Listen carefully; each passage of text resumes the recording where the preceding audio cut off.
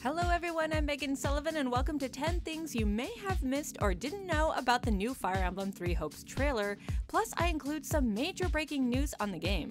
Let's get started. Now just to review what we know so far, in Three Hopes you play as Shez, the name is changeable, a purple-haired and purple-powered male or female warrior who is, according to recent descriptions found on the game's Japanese Twitter account, a lone mercenary trying to make a living with their sword, but during a job they are defeated by none other than the Ashen Demon, aka Byleth, whose gender is also changeable. While training to make up for this failure, Shez encounters a group of students from a military academy in the forest. An additional detail from the Japanese press release states that this encounter happened in 1179, a year before the events of Three Houses, and that Shez spent the next year honing their skills for a rematch with the Ashen Demon before running into students being chased by bandits, which coincidentally is exactly how Byleth meets Edelgard, Dimitri, and Claude in Three Houses. In fact, the Japanese press release states that this meeting between Shez and these students, quote, should not have been possible in the first place and will greatly shake the history of Fodlan,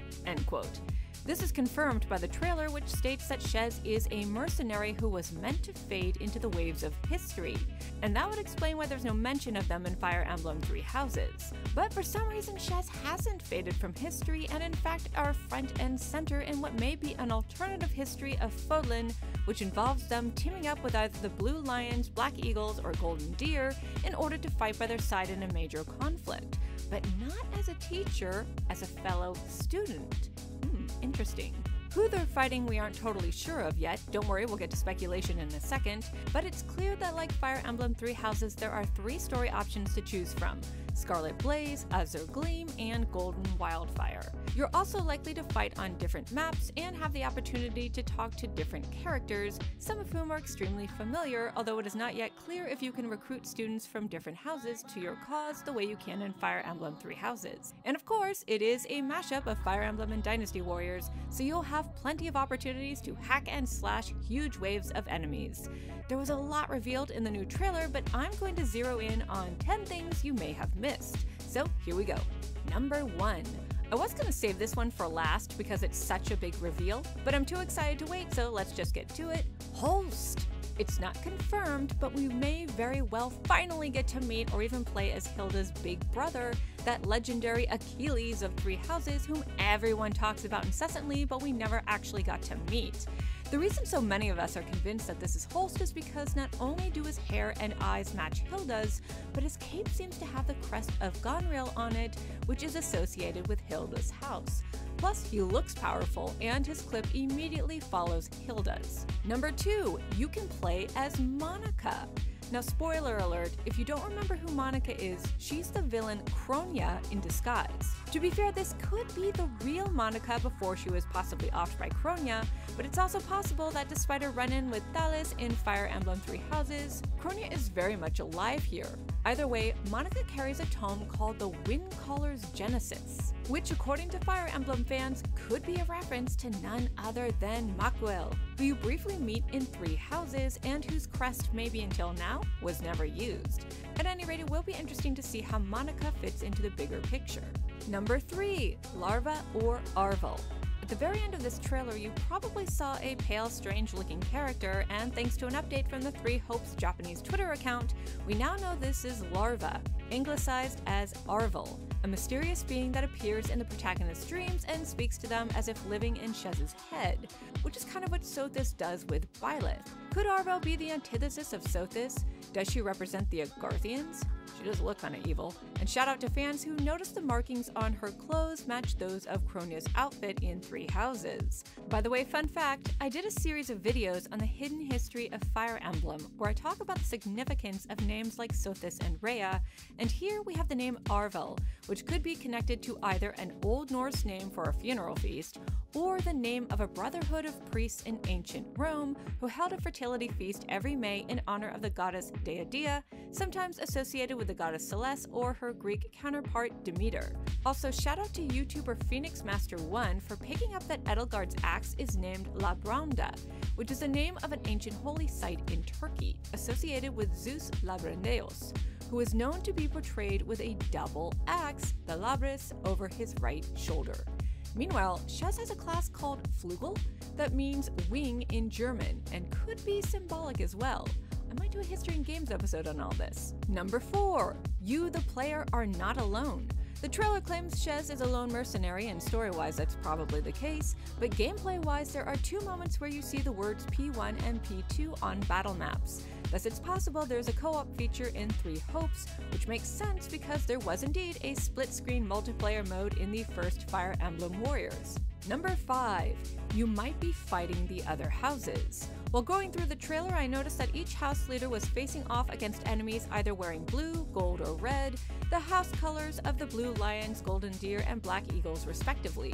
You also see a battle map that clearly says Battle at Garreg Mach, and in the announcement trailer released earlier in the year, you see a screen that says, quote, "Clear a path for the conquest of Garreg Mach by defeating the Church of Saros' army," which indicates this may indeed be an alternative timeline where you relive major story beats from the main game, but from a different point of view. And it makes sense because after all, Shez was supposed to disappear from history, but they didn't. And Edelgard even tells Shez, I think it's Shez, they're the cog that was missing in the turn wheel, and was the one final push that urged Edelgard to act. Against who? Against the Church of Saros? Against those that slither in the dark? Time will tell. Number 6. Speaking of history, it looks like there is indeed a time skip in this game. If you look at the announcement trailer, you can see a young version of Edelgard, but in this version she looks more grown up. And even though she's not wearing her iconic ram horns, she obviously looks a bit older and wiser. Plus, Dedue is wearing a version of his post-time skip armor, Dimitri's hair looks like it's growing out. Did he just deflect that dark magic spell with his fist? Hilda's rocking a cool bun, etc. This could just be a character design choice, but again, in the first trailer, these characters look closer to their original pre-time skip designs, so it's likely the time skip is in this game, or perhaps some of these events even take place during the 5-year absence of Byleth in Three Houses. Number 7. Weapons durability? Possibly? Now this is nothing new to Fire Emblem, but if this is the case in this game, it will be interesting to see how weapons durability will affect the player's strategy in a Musou-type game, which requires a lot of hack and slash. Other strategic elements include activity points that will likely limit your activities between major battles, different letter-ranked weapon skills that come with a unique area of effect, and possibly the ability to assign them face buttons, or at least require a combination of face buttons to use, and the ability to command units, which by the way was in the first Fire Emblem Warriors game. You can also buddy up with characters for a partner special, which is a nod to Fire Emblem games that let nearby units team up and was also featured in the first Fire Emblem Warriors game. Number 8. The class change system is back. The Japanese website for the game confirms what we saw in the trailer, specifically when Shez buys a seal from a merchant. The website states that with a few exceptions, any character can change to a different class, each class will have a different moveset and affinity against other class types, and mastering a class level unlocks higher classes. So there you go. Number 9. Character supports are back. Don't believe me? You can see Shez upping their support rank to A with Edelgard here, I think during their training. And the trailer shows Shez having a meal with Mercedes and Dimitri, suggesting that not only are stat-boosting meals back in play, but support conversations are indeed a thing in this game.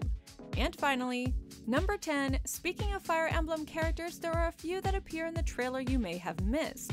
Aside from Edelgard, Hubert, Dimitri, Dedue, who's rocking facial hair, Claude, Hilda, Holst, Monika, Lawrence, and Mercedes, Flayn, Byleth, and Arvel, Lava.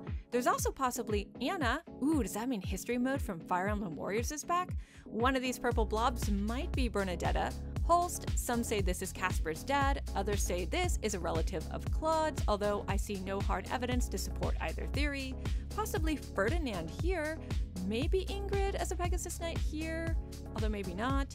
This could be Rodrigue, and hopefully Gatekeeper, who's definitely going to have a lot to report. There's also some characters who didn't appear in this trailer but were in the first trailer, including possibly Rhea in her dragon form, the Immaculate One, Judith, Randolph, and Geralt. However, conspicuous by their absence are the more popular students at Garreg Mach, like Felix, Sylvain, Dorothea, etc., and no sign at all of the Ashen Wolves, although if Holst is in the game, there's a chance we could see Balthus at some point. Oh, we also see some dark arts going on here that include Greek letters. So since some of the Agarthans are named after the 7 sages of ancient Greece, perhaps those that slither in the dark will make a return, which makes sense because Monika is in the game. And that white-haired dude Holst is fighting could be an alt version of Thales or even Nemesis. Nah, it doesn't have the sword of the creator though.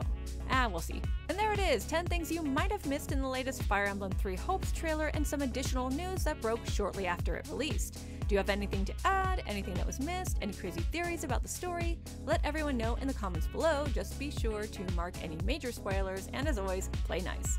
Thanks so much for watching, guys. See you later.